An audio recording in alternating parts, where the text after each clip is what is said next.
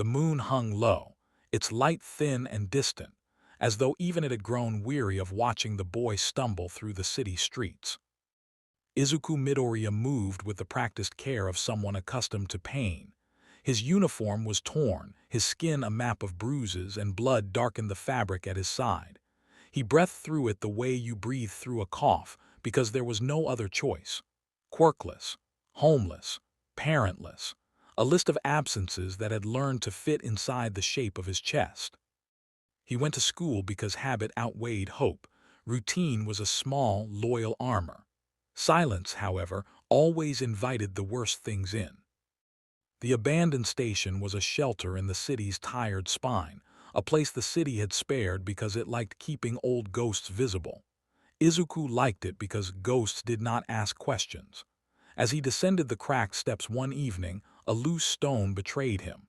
He fell hard, the air punched from his lungs, and his knuckles scraped the concrete. "Stupid," he hissed, more to his feet than to the world. The red notebook slid from his bag and skittered across the floor, stopping just out of reach. He stared at it like it was a dare. It was the last thing his parents had left him, the only thing that said once he'd belonged. He crouched to retrieve it, fingers numb, and considered the lighter in his hand for a breath too long. "Burn it," he whispered to himself. "Get it over with." He did not, he never did. Instead, with a soft curse, he slid the lighter back into his pocket and opened the notebook. The pages were clean of usual notes, no scribbled strategies, no teacher quotes. There were only symbols, precise, deliberate marks etched into the paper as if someone had pressed a template of meaning into the page itself. They were not random, he could tell that at a glance. When his thumb brushed one symbol, the station answered. A prickle of warmth chased along his palm, and the glyph pulsed faintly, as though someone on the other side had taken a breath. Light came first, not a flare of brightness but a slow, obedient bloom that filled the station with a wash of calm. The glyph that made it was circular and simple, 3 narrow chevrons stacked inside a thin ring, each chevron pointing up like folded rays, and at each corner a tiny dot, an arrangement that read to him like a promise.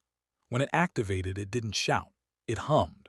The lines of the glyph seemed to vibrate with something patient and deliberate. "It's responding," he breathed, too stunned to do anything but speak out loud to the pages. "No, don't be ridiculous, you're tired." He tried again, this time pressing the glyph with intent. No fear, only a single, careful want. The symbol warmed under his fingertip like a living thing. The light changed, steadier now, as if the mark accepted the request and answered on its own terms.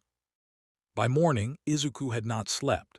He tested with the careful, hungry thoroughness of someone who had only this one set of questions left to ask. The glyphs did not care for special paper. They did not demand perfect tracings, only patience and purpose. Pressure mattered. Intent mattered more. Contact could be a palm or the tip of a finger so long as the mind that touched it meant something.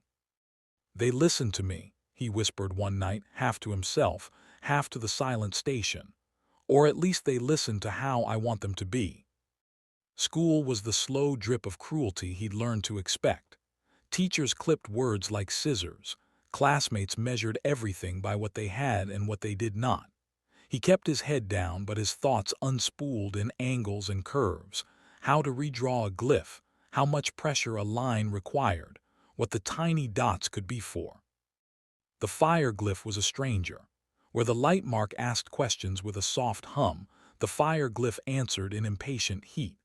Its shape was more jagged, drawn like a staggered triangle within a restless square, edges that leaned forward like tongues, lines that blurred at the tips as if always trying to escape the page. When he touched it, the paper near the mark turned faintly warm at first, then hot enough to sting. "It bites," Izuku muttered, pulling his hand back after the first trial. It did not bite out of malice. It asked for control. Mishandled, it flared and scorched the page. Overfeed it and it burned through the notebook's fibers as if angry at restraint. But when he learned to hold intention like a leash, steady, even, the fire settled and could be made to curl into a tight, obedient light. Burns marked his fingers. Blisters taught him patience in the most literal way. "Okay," he told the notebook one night, pressing the fire glyph until sweat gathered at his hairline. "You want control? Fine, I'm learning."